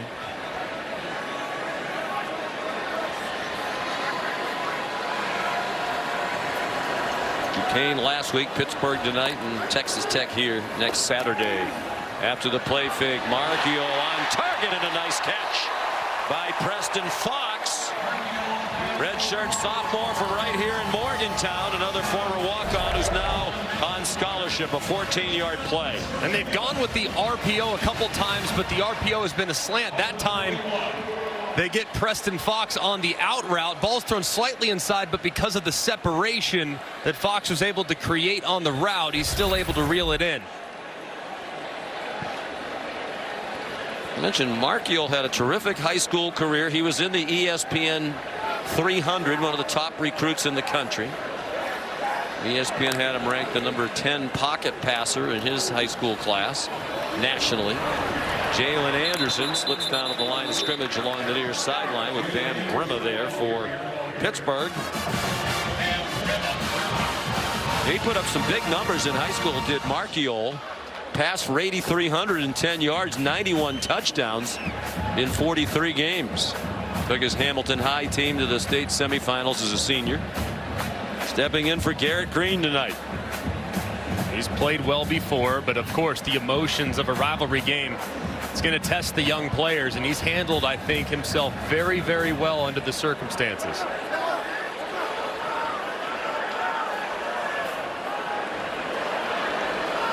Ticking down to 10 minutes to go. Marchiol looked like he might be dropped for a loss. Instead, he turned it into a gain of 3. Another tackle by Donovan McMillan. Donaldson trying to get loose on the sideline. We're looking at his right leg while he was down on the turf.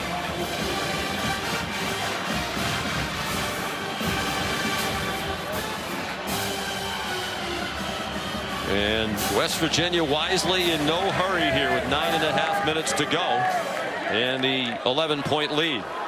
I wonder, do they trust their young quarterback enough to throw it what would be normally a passing situation? Send Rodney Gallagher in motion. Speedy true freshman who gets dropped for no gain. Well played by Javon McIntyre. Dayon Hayes helped make the play as well. So it's 4th down, and O'Neal Brown likes to go for it, but this is one you have to punt, don't you? Oh, yeah. Your own territory? Absolutely. No doubt about it. Own territory, young quarterback. Don't want to take any unnecessary rest. With the struggles that Pitt's had offensively tonight, I think they feel real comfortable with their defense on the field with Pitt backed up. Devonshire, the return man, he's dangerous. Had a punt return touchdown last year, 82 yards against Rhode Island. We go with his 2 interception returns for touchdown. Oh, that's a shank. Don't know if it was deflected at the line of scrimmage, but Pitt's going to have the ball in West Virginia territory. Looked like it was blocked by Christian Stokes.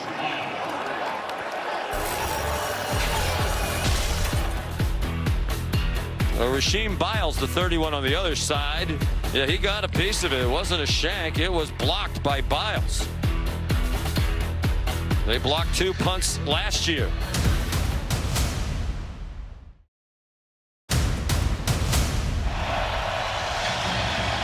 As you can see, number 31, Biles, coming off the right-hand side, really trying to give something to this Pitt team that hasn't done much here in the second half. Biles gets a piece of it, and Phil Jerkovic and company have excellent field position. Their best starting field position of the night, the West Virginia 48. They were in dire need of a big play. They got it from the true freshman. Jerkovic pulled it down. Tried to spin away from Beanie Bishop and could not. Taken down at the 43. First big play of his Pitt career for Biles out of Pickerington, Ohio, in the Columbus area. Under 8 minutes to go. Just 172 yards of offense for Pittsburgh. West Virginia not much better, 196. Jerkovic 4 for 11 for 45 yards and 2 interceptions. Rodney Hammond did not make the first down yardage. Got within 2. Stopped by Fatorma Moba. Halfway through the 4th quarter.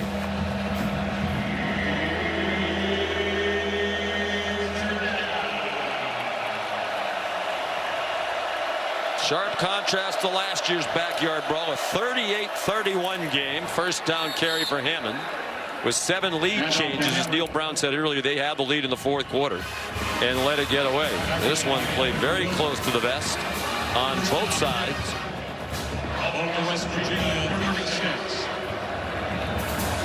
There are 97 plays from scrimmage in this game. 75 of them have been runs.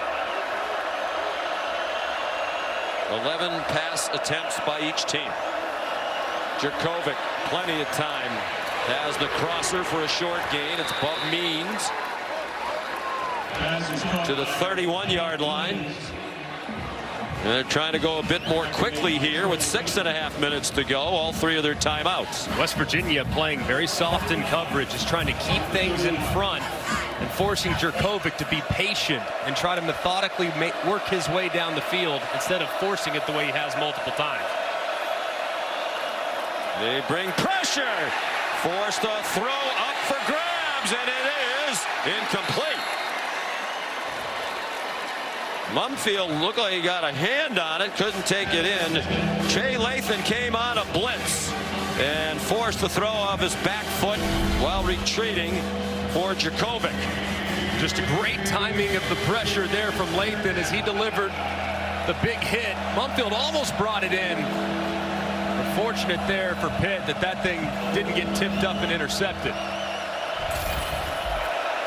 3rd and 5. Pitt 4 out of 10. Both teams are 4 out of 10. Jurkovec short set, complete pass, but short of the first down to Malcolm Epps, the tight end. Well, what do? You're down 2 scores. You're in field goal range. They're going to go for it on 4th down and 1. It's a long one. Jurkovec did not appear to get there. He did not.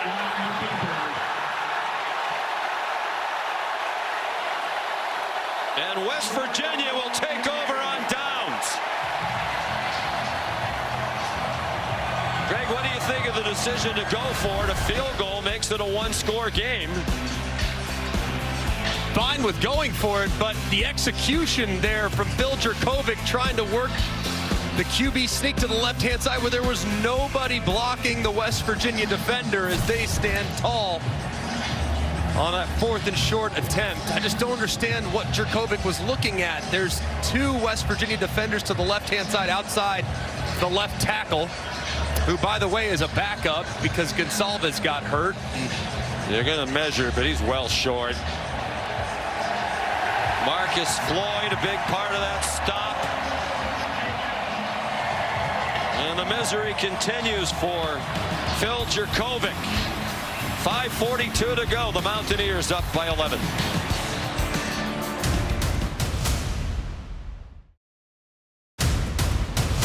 .542 to go. Turnover on downs, and West Virginia has it back from its own 27 with a 17-6 lead, and Jalen Anderson in the pistol behind Nico Marchiol. Let's go back to the 4th down play. Yeah, you can see Jurkovec on a quarterback sneak. His backup left tackle is Ryan Baer. Ryan Baer's anticipating his quarterback surging forward. Instead, Jurkovec sees a bubble to the left, tries to work to the left, but unfortunately for Jurkovec, not on the same page with his left tackle. There's an unblocked defender in Trey Lathan right there waiting to stop him, and they're dropped before he can reach the line to gain. Just not on the same page with this offensive line. Ryan Baer, very inexperienced player. Played in only 3 games last year as a backup and redshirted. He did not play at all last week against Cincinnati. They lose their veteran tackle, Gonsalves, who would have been out there had he not walked off with a foot injury. Jalen Anderson, the ball carrier again. We're under 5 minutes to go. And a 3rd down upcoming. 3rd down and 4 for the Mountaineers. It's a gotta have it situation, obviously, for Pitt. Absolutely 100% have to get a stop here.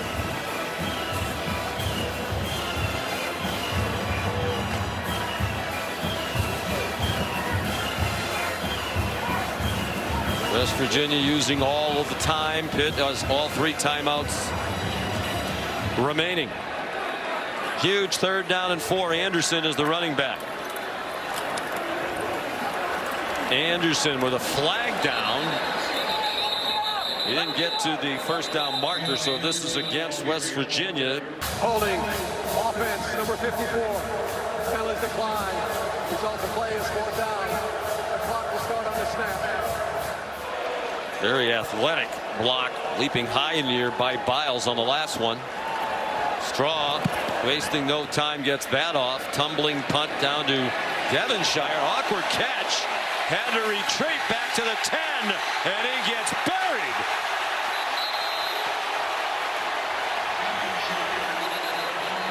"45-yard punt and 11 yards in the wrong direction for Devonshire on the return. Malachi Ruffin down there on the coverage, and there is a flag down. After the play, personal foul. Unnecessary roughness, receiving team.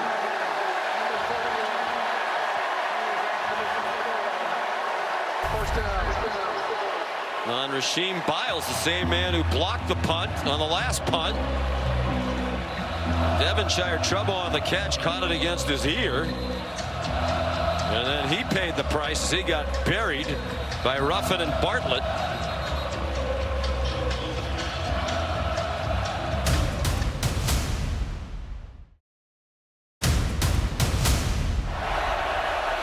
So they're on their own 5, down by 2 scores, under 4 minutes to go. And with an offense that's done very little, well, that's a big play to Gavin Bartholomew. That's going to be the longest play of the night from scrimmage for either team. The first one of more than 20 yards, 27 to Bartholomew. 3.5 to go. Daniel Carter out of bounds, no gain. Jared Bartlett there for West Virginia. The big question here for Jordan Leslie. They really used a lot of soft coverage the first couple games of the year with very, very few good results. But I think you have to employ that very soft coverage. Got to keep the ball in front of you. No big plays if you're West Virginia defensively. Jurkovic. Flag down.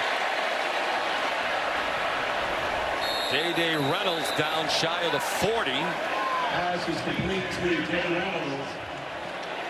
Back on the play. It's coming back for a holding call against Pitt. Holding. Offense, number 70. Second down. It's a difficult spot for the big redshirt freshman Ryan Baer. I mean, he's got to really hold on to this block forever, working against Bartlett, who's that bandit pass rusher off the edge. And as Jurkovic tried to drift to his left, Ryan Baer did not disengage, and as a result, drew the penalty.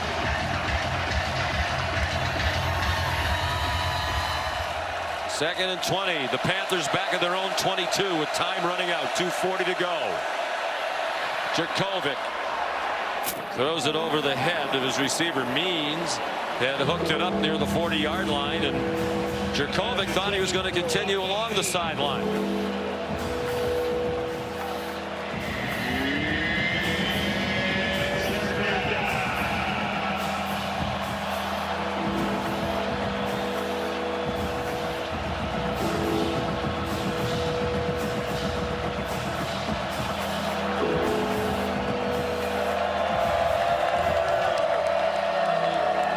Jurkovic 8 out of 17 for 81 yards and 2 interceptions. Pitt's actually outgained WVU 215 to 203. Another near interception off the hands of Trey Lathan. Well, what do? You have to go for it, don't you think? 2.5 minutes to go. You need to score twice. Absolutely, you have to, and Jurkovic has to understand. Great play there by Lathan. Jurkovic has to understand the ball has to travel the distance here, so you need to have vertical routes, and you have to understand exactly how far you have to go to pick up the line to gain. See the wobbly ball, that's nothing new. Even Frank Signetti, who's a great admirer of Jurkovic, said he is not a great spinner of the football. He doesn't really throw a tight spiral, but usually he's accurate. Not these last couple of weeks. They have to have it or they won't get it. Down he goes. Back inside the 15 in the arms of Tyron Bradley.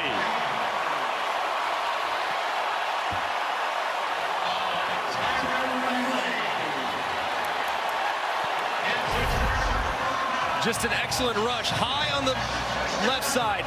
And then you go up and under on the right side. Look at Bradley set up the right tackle. Branson Taylor slips inside and drops Jurkovec as he's stepping up because he feels that backside pressure. Just a perfectly executed pass rush from West Virginia up front defensively.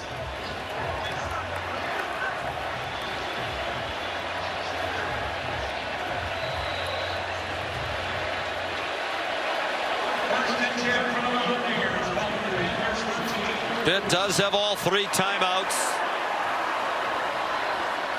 Markiel went under center, gave it to Anderson, and he spun down at the 7-yard line by Donovan McMillan.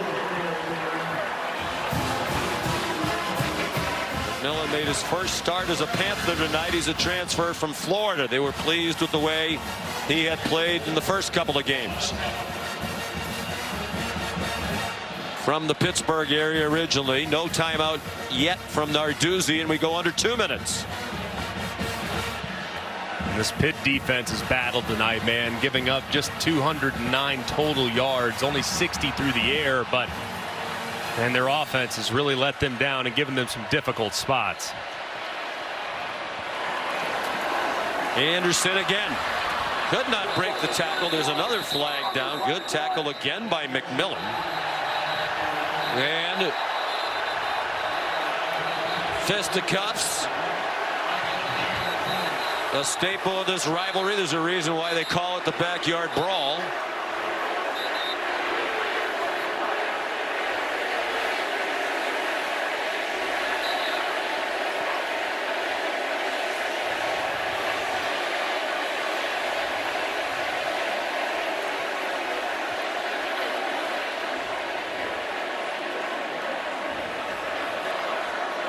Holding. Offense, number 74. 10-yard penalty. Clock is thrown on the snap.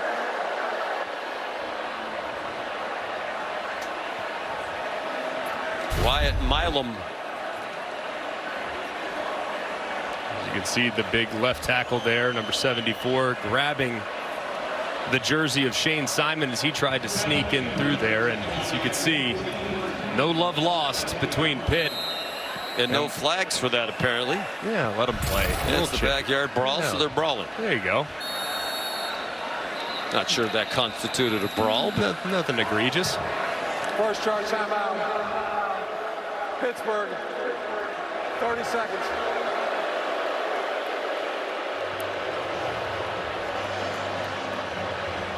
here are the college football rankings entering today's action. Brought to you by Allstate. Georgia had a tussle from South Carolina but prevailed. How about Florida State? Boston College had 18 penalties and still only lost by 2 as about a 25-point underdog. Wild game up there in Chestnut Hill. I mean, Florida State, obviously Clemson game looming, potentially a little look ahead. You wonder if they'll drop, though, after that unimpressive performance.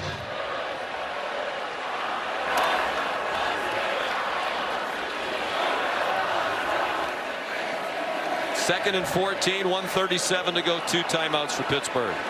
And Jalen Anderson remains the running back. At this point, just want to hang on to the ball, stay in bounds. He got dragged down to the 15-yard line.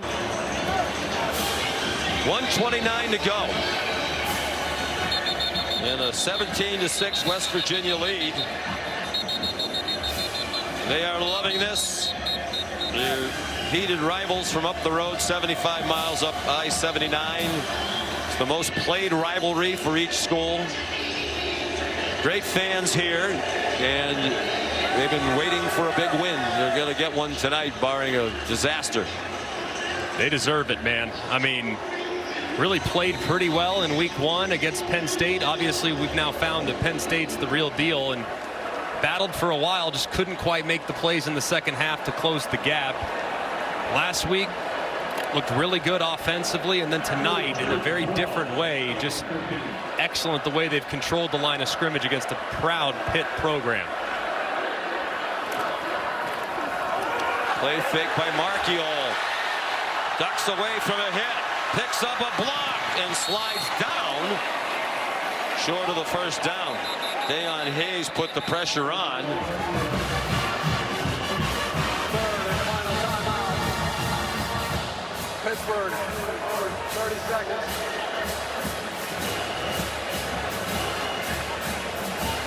So it's 4th down and 12, and Neil Brown has a decision to make. They kick a field goal. They're going to forego the field goal, try to want to risk a block.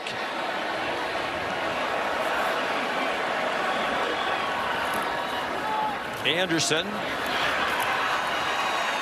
inside the 10, and they'll turn it over on downs.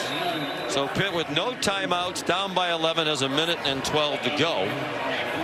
And we can tell you that Colorado State has just scored again to take the lead in the Battle of Colorado. 13-7 with the extra point upcoming. Be quite the stunner there in Boulder after what's been such a celebrated day with game day on hand, and Coach Corso's 400th headgear selection, putting on that Buffalo headdress, and be quite the shocker with all the buildup that game has had.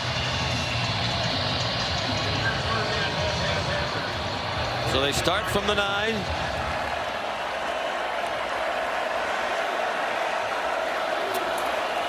Jurkovec again completely off target, not on the same page with Mumfield.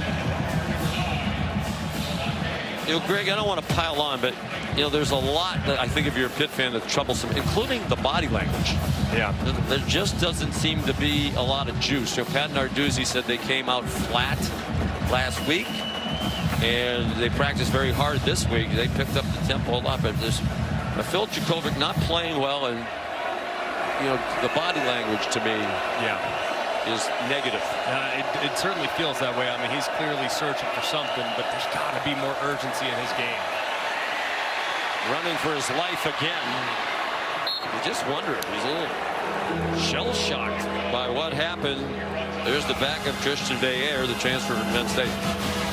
He played behind an offensive line at BC last year that was decimated by injuries. He was the most pressured quarterback in the country, and even tonight, a lot of times when it looks like he has time, happy feet, and not on the same page with his wide receivers. And really, I think Frank Cignetti too probably needs to look in the mirror. Got to make sure, even though you're committed to running the football in this game naturally, you got to make sure your quarterback's comfortable. And just never really felt like they were able to do that tonight. And it's really not adjusting to a new system, because they're playing the same system that they played at Boston College. Almost another interception, and it is picked off on the ricochet. Malachi Ruffin. Marcus Floyd, who made a big play on the 4th down stop of Jurkovec on the failed sneak, got a hand on it. He's playing for the first time this season, and the coaches felt the secondary would be better because he's in there. And then Ruffin, the interception, who started at corner for the first time this year. Man, and how about the concentration there by Ruffin? Obviously terrific play by Marcus Floyd, but Ruffin having to work through Dejon Reynolds, somehow reeling in that interception right on his sideline as everybody losing their mind here in Morgantown, West Virginia. What a performance from a defense that has had their fair share of struggles these last couple weeks. Last couple of years. Now they're in victory formation. The interception for Ruffin, the 3rd of his career. He had 2 last year. He's a 5th-year senior from Nashville, North Carolina.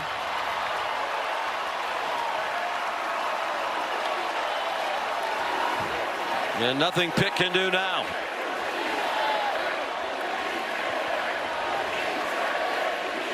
Jurkovec 8 out of 20 after he completed 31% a week ago against Cincinnati, and just shaking his head.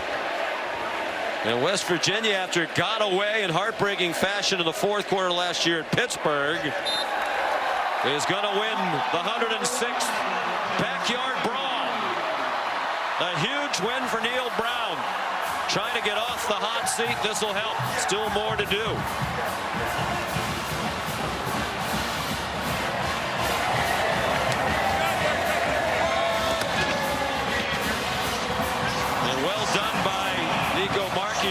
the game ball in his hands off the bench in the first quarter. Not a lot of college experience. And he will long be remembered now in the history of this backyard brawl.